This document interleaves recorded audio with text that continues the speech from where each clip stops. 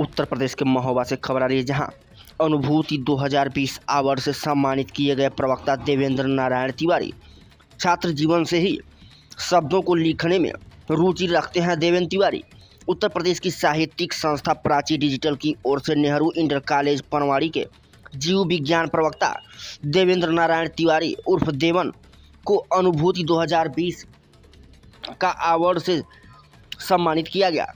आपको बता दें कि देवन जी महोबा जिले के नेहरू इंटर कॉलेज पनवाड़ी में प्रवक्ता पद पर कार्यरत हैं, जो छतेसर गांव के निवासी हैं।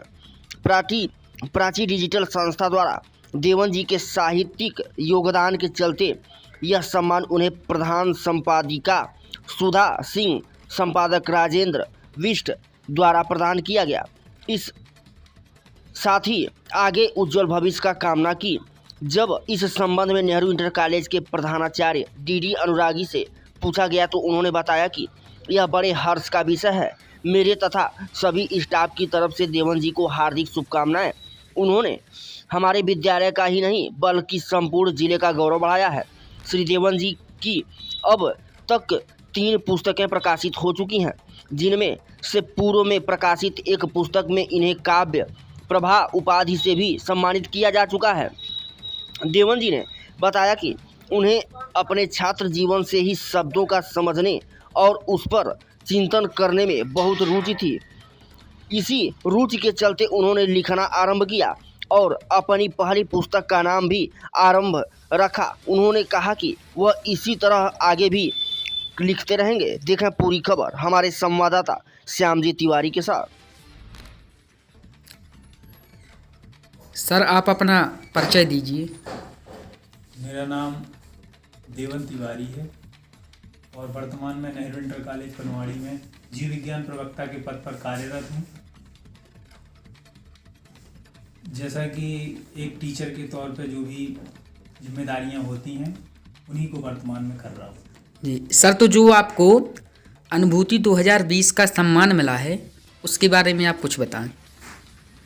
जी, अनुभूति 2020 का सम्मान मुझे प्राची डिजिटल संस्था, जो उत्तर प्रदेश की साहित्यिक संस्था है, उनके द्वारा मुझे प्रदान किया गया है। जी, जिसके लिए अनुभूति पुस्तक में उन्होंने पूरे भारतवर्ष से कई रचनाकारों की रचनाओं को आमंत्रित किया था। जी।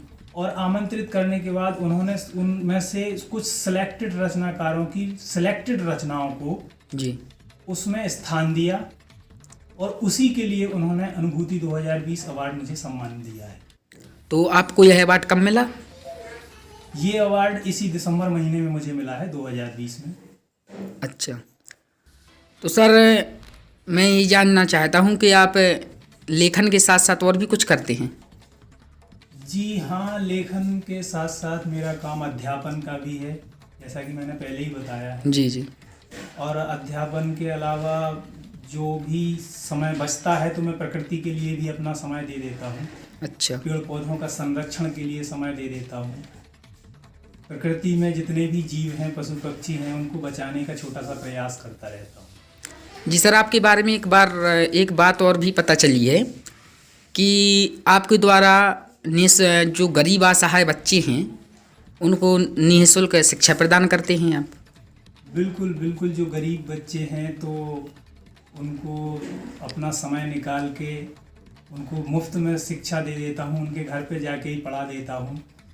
उनके पास पैसे नहीं होते हैं बच्चों के पास, लेकिन वो पढ़ना चाहते हैं। तो मुझे लगता है कि अगर मैं उन्हें पढ़ा सकता हूँ और मेरे पढ़ाने से वो आगे बढ़ सकते हैं तो मैं उनको पढ़ा देता हूँ, समय दे देता हूँ।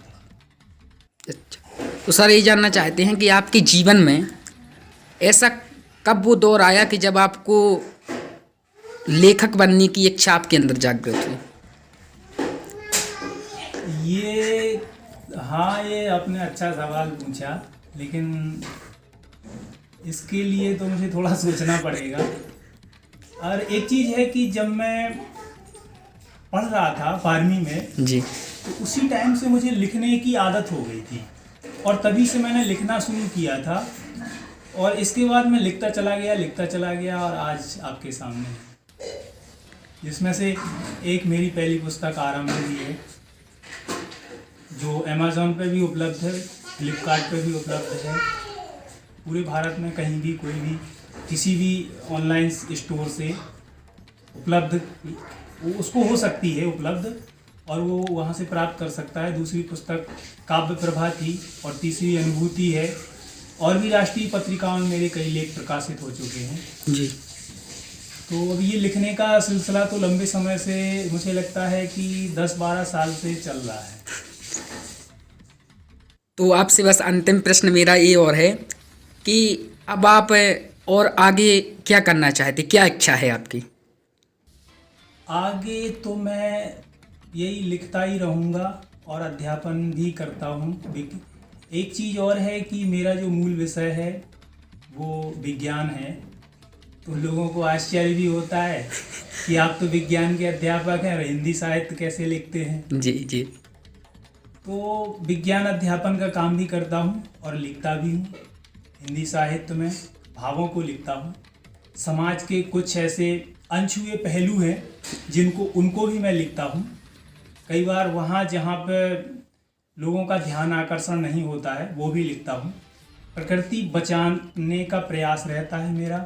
जी। पॉलीथीन का कचरा, पेड़ पौधों का कटाव, वन्य जीवों का संरक्षण, ये सारे टॉपिक हैं जिन पे मैं थोड़ा फोकस करके काम करता रहता हूँ समय निकाल के। चलिए सर, बहुत बहुत धन्यवाद, आपने हमारे लिए अपना अमूल्य समय निकाला, उसके लिए आपका बहुत बहुत धन्यवाद।